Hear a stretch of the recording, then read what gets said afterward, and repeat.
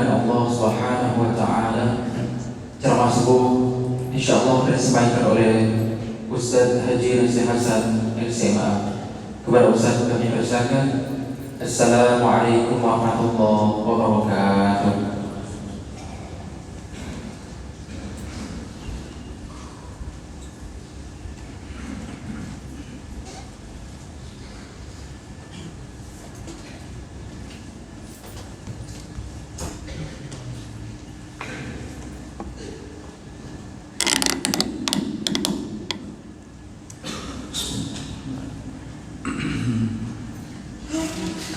Assalamualaikum warahmatullahi wabarakatuh.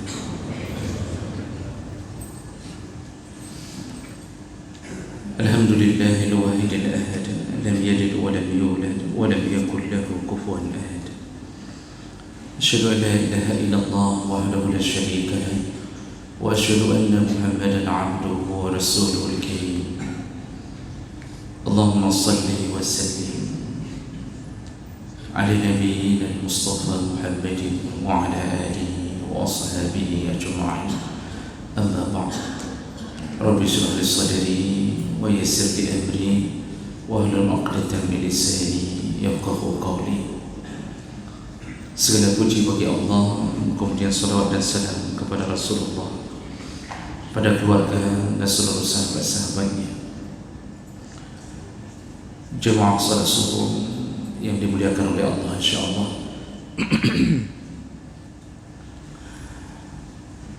Insyaallah kita akan menyambung pelajaran kita melalui kitab Az-Zawajir an Iqtirafil Kabair, yaitu tentang peringatan untuk tidak melakukan dosa-dosa besar. Dan di pertemuan kita yang sebelumnya kita sudah membahas salah satu dosa besar adalah mencintai kezaliman atau mendukung kezaliman, mendukung orang-orang zalim, mendukung orang-orang fasik. Pendukungnya ikut berdosa besar seperti orang yang melakukannya.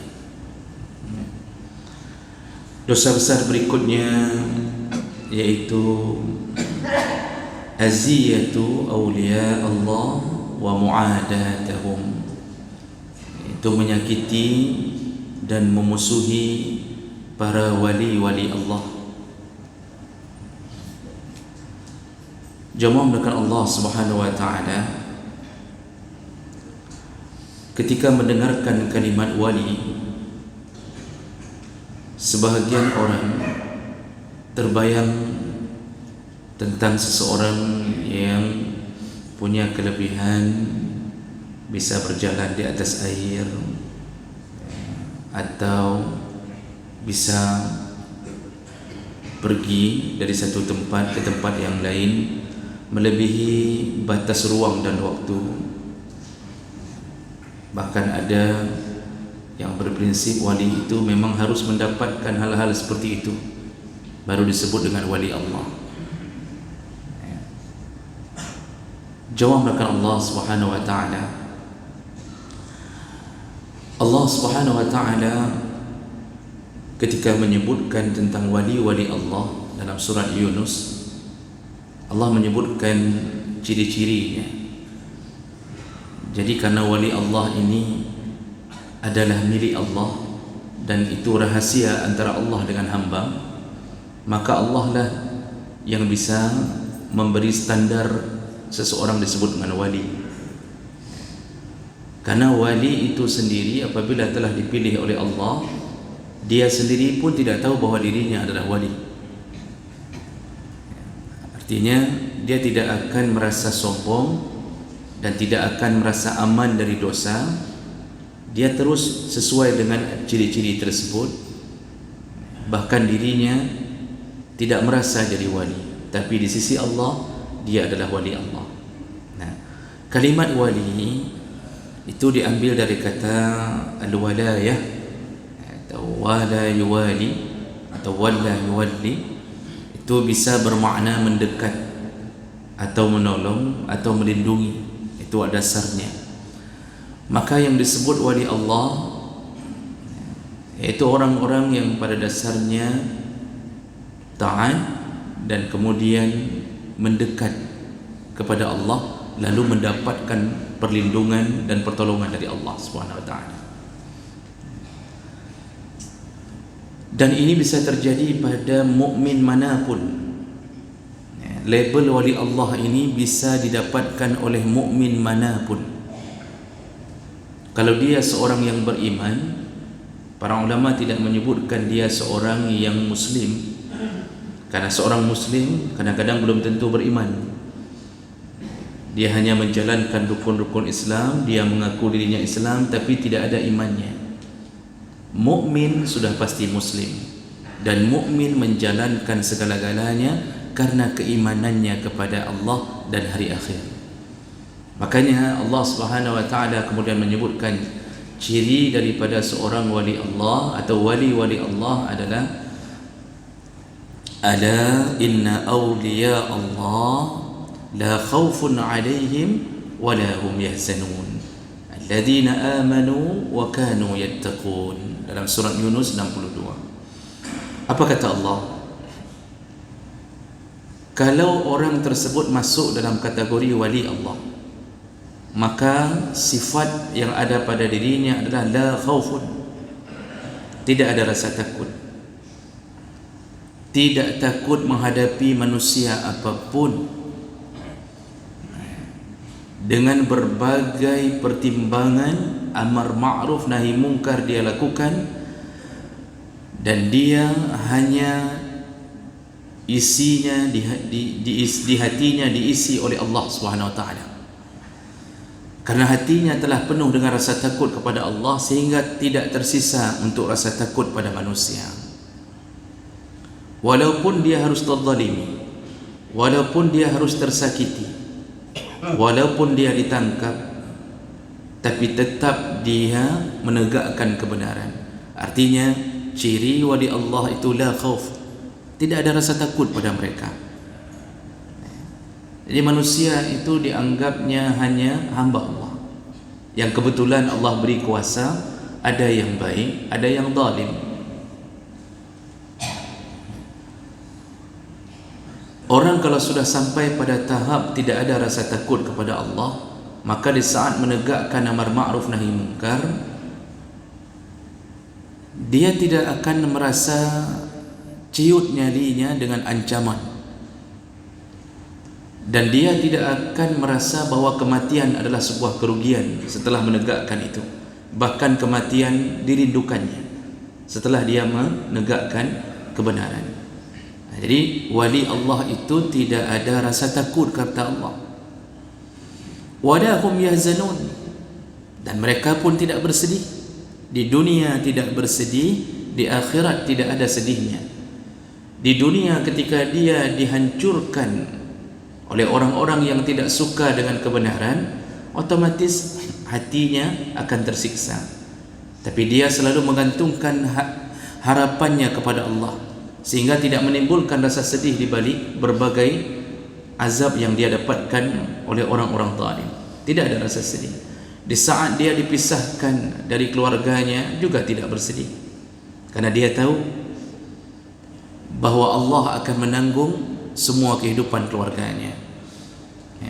Karena salah satu janji Allah, orang tua yang saleh maka anaknya dipelihara Allah. Waktu Nabi Khidir membangun dinding dari 2 orang anak yatim yang di kampung itu, ketika Nabi Musa dan Khidir datang, kampung itu tidak mau menjamu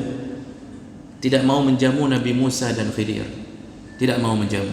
Artinya diminta makanan pun mereka tidak beri, bahkan mereka bersikap tidak baik. Tapi di dalam kampung itu Nabi Khidir sempat membangun tembok yang sudah rubuh dari rumah anak yatim. Nabi Musa mengatakan bahwa seharusnya tidak perlu kita bangun ini. Kampung ini waktu kita minta makan saja mereka menolaknya. Artinya ini bukan kampungnya orang-orang yang layak kita muliakan seperti ini. Disitulah Nabi Khidir kemudian membongkar rahasia Kenapa dia membangun tembok tersebut dari rumah seorang anak yatim, dari rumah anak yatim tadi?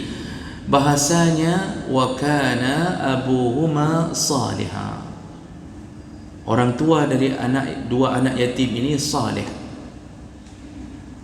Jadi di bawah tembok tersebut, di balik tembok tersebut itu ada kanzun, ada harta yang disimpan oleh orang tuanya.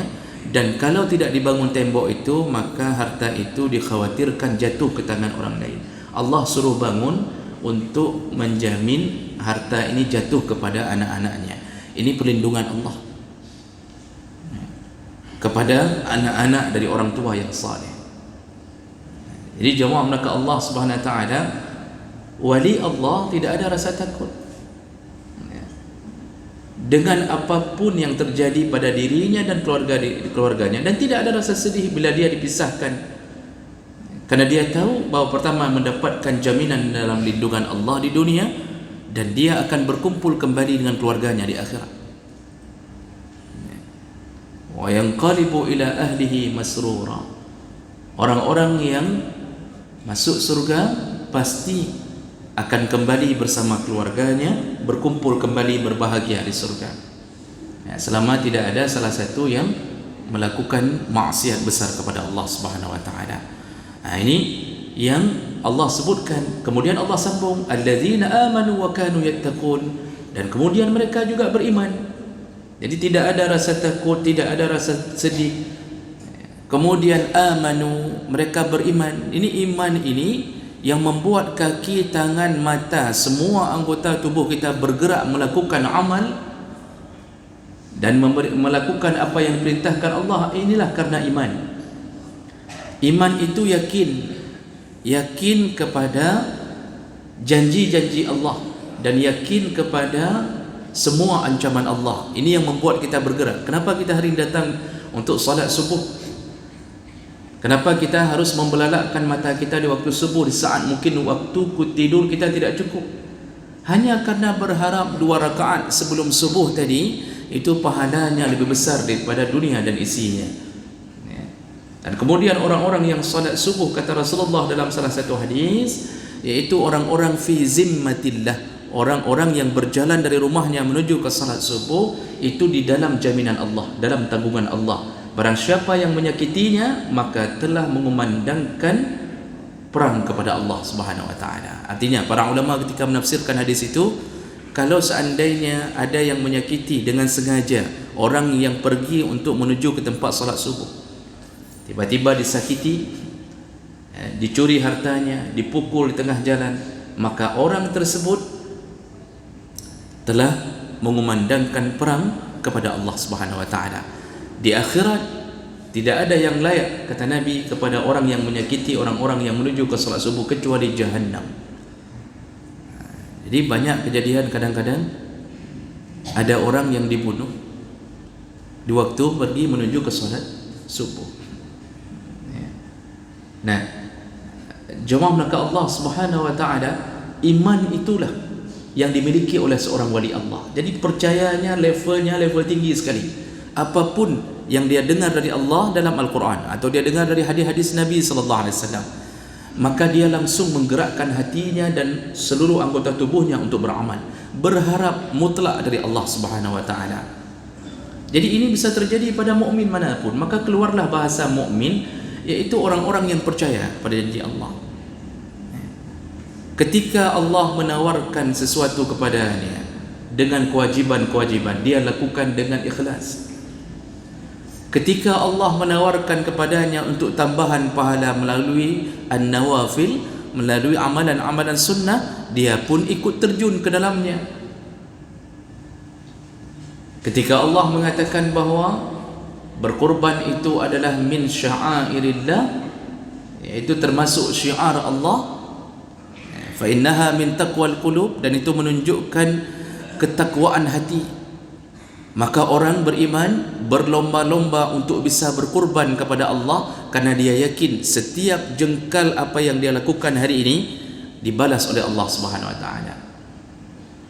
Dulu Abu Jahal dalam sejarah itu tiap Jumat, ya, kalau saya tidak salah tiap Jumat yang saya baca, atau dalam seminggu sekali ada satu hari yang dia pilih, dia berkorban di depan berhala. Seminggu sekali dia berkorban, satu kambing dia korbankan di depan berhala. Saking taatnya Abu Jahal kepada berhala tersebut, keyakinannya kuat sekali bahawa berhala itu bisa menolongnya. Maka disebutlah Abu Jahlin, karena memang itu sebutan dari Allah dan Nabi, menunjukkan keimanannya berada pada tempat yang bodoh.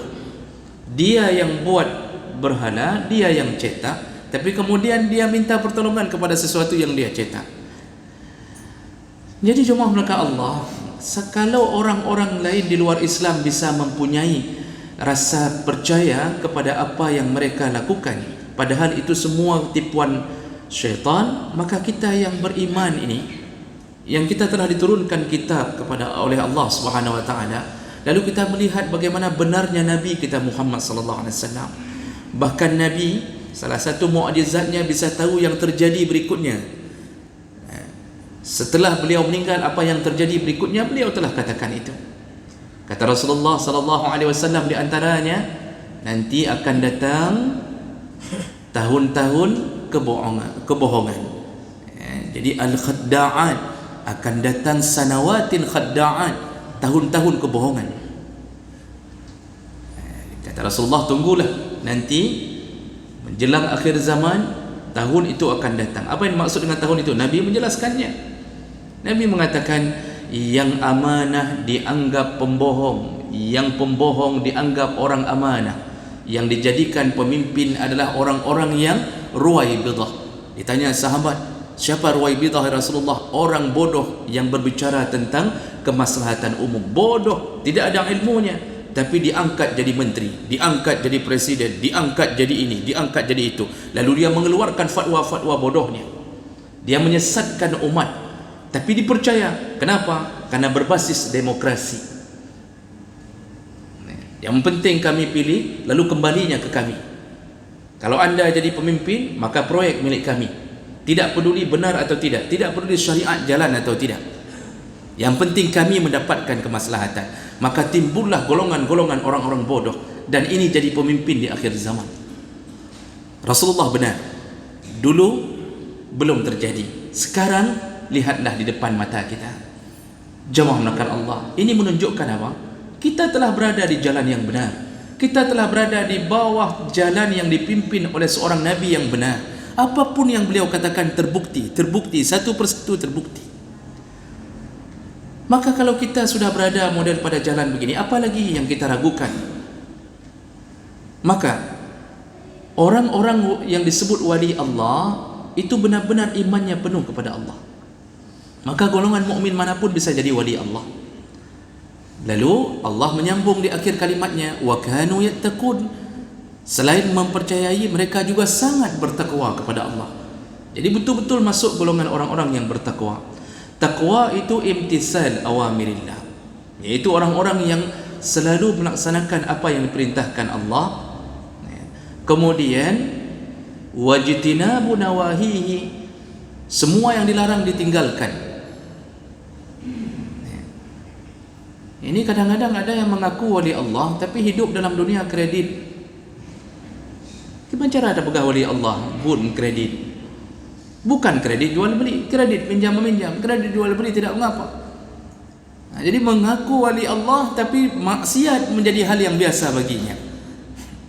Bahkan kalau mau merujuk kepada kitab-kitab itu, imam salat makruh dijadikan imam salat orang fasik. Orang hari ini mengira fasik itu meninggalkan salat saja, lalu sekali-sekali jadi imam dia makruh. Tidak, semua amal maksiat besar yang pernah dilakukan dan tidak taubat, orang ini makruh untuk diikuti jadi imam. Kalau kita tahu dia jadi imam, pindah ke masjid yang lain. Dan orang hari ini tidak memprediksi bahawa pelaku riba itu fasik. Rumah dibangun dengan cara riba, semuanya, beli mobil macam-macam, lalu jadi imam. Makruh untuk diikuti. Dia sendiri tidak takut kepada Allah. Kenapa harus jadi supir kita menuju ke Allah? Cari supir yang lain. Jadi nyangkanya buronyo asal bisa sudah hafal Quran dianggap sudah layak jadi imam, tidak melihat bahawa dia ini masuk golongan fasik atau tidak. Jadi jemaah melakukan Allah Subhanahu wa taala, wali Allah, 4 sifat ini kalau ada pada diri seseorang, maka dia masuk golongan wali Allah. Dan apa akibatnya kalau berani memusuhi mereka? Rasulullah sallallahu alaihi wasallam menyebutkan dalam salah satu hadis riwayat Muslim dan Ahmad, dan hadis ini hadis qudsi, qala Rasulullah sallallahu alaihi wasallam, innallaha ta'ala qala, Allah Subhanahu wa taala berkata, apa kata Allah? Man 'ada li waliyan faqad azantuhu bil harbi, ay a'lamtuhu anni muharibun lahu. Barang siapa yang berani memusuhi wali-waliku, yang berani memusuhi golongan dari waliku, maka azantuhu bil harbi, aku telah mengumandangkan perang kepadanya. Artinya dia bukan memusuhi wali Allah saja, tapi dia sedang berusaha untuk berperang dengan Allah. Jadi kalau Allah yang ngajak perang, apalah daya kita kalau Allah mengajak perang? Sedangkan kita disentil saja dengan tsunami, sentilan tsunami saja 250 juta dalam 15 menit. Allah bisa habiskan. Dan salah satu cara untuk membuat Allah berperang dengan kita adalah dengan cara memusuhi orang-orang yang dikasihinya. Nah, jadi yang dikasihi itu siapa? Allah menyebutkan man 'ada li waliyan, yang memusuhi waliku. Sedikit para jemaah melakukan Allah, ulama sendiri membedakan antara ulama, kalimat ulama dengan wali. Kalau ulama itu lebih masyhur kepada keilmuannya, dia menuntut ilmu, lalu dia mengamalkan ilmunya, layak disebut ulama. Itu ulama. Tapi kalau tidak melakukan apa yang dia tuntut, tidak disebut ulama. Itu baru. Wali Allah itu lebih daripada ulama. Dia bukan hanya melakukan yang dia tahu, tapi dia berusaha mendekat ke Allah. Dia mendekat ke Allah. Jadi hidupnya benar-benar hidup tidak lagi mementingkan urusan dunia, tapi benar-benar hanya berusaha mendekatkan, mendapatkan ridha Allah. Jadi wali Allah itu masuk golongan ulama, tapi tidak semua ulama masuk kepada wali Allah. Nah, jadi yang berani memerangi wali Allah, maka Allah mengumandangkan perang kepadanya. Kemudian Allah menyebutkan beberapa sifat yang dimaksud dengan wali itu. Ini dalam hadis Nabi. Wa ma taqarraba ilayya 'abdi bisyai'in ahabba ilayya min ada ma iftaratuhu ilayhi. Seorang wali itu, yaitu dia dicintai Allah karena dia melakukan sesuatu yang diwajibkan kepadanya. Jadi kata Allah, tidak ada yang lebih aku sukai kecuali seorang hamba yang mendekat kepadaku dengan cara melakukan kewajiban yang telah kubebankan. Jadi Allah cinta kepada mereka yang melakukan rukun Islam. Salat jamaah saja yang kita lakukan 5 waktu itu menyebabkan cinta Allah. Datang Ramadan kita lakukan. Ketika sampai nisab zakat kita bayarkan. Ketika sudah sampai harta kita pada ukuran wajib naik haji, segera kita daftarkan. Ini saja telah memancing kasih sayang Allah. Jadi salah satu sifat wali Allah dalam amaliyahnya, yang wajib dia tidak tinggalkan, yang wajib dia tidak tinggalkan. Jadi kalau model salat isya, lalu kemudian meninggalkan salat subuh, lalu siangnya mengaku wali Allah, tunggu dulu. Kalau model sudah punya harta, beli mobil Pajero 500 juta, tapi daftar haji belum, lalu mengaku wali Allah, jauh. Lalu Rasulullah menyambungnya, wala yazalu 'abdi yataqarrabu ilayya bin nawafil hatta uhibbuh. Dan seorang wali itu, dia terus-terusan berusaha melakukan nawafil yang sunnah sampai aku benar-benar mencintainya. Jadi kata Allah, orang melakukan yang wajib dicintai Allah, tapi kemudian seseorang menyambung dengan yang sunnah. Semua yang disunnahkan artinya tidak wajib, tapi dia lakukan karena cintanya kepada Allah.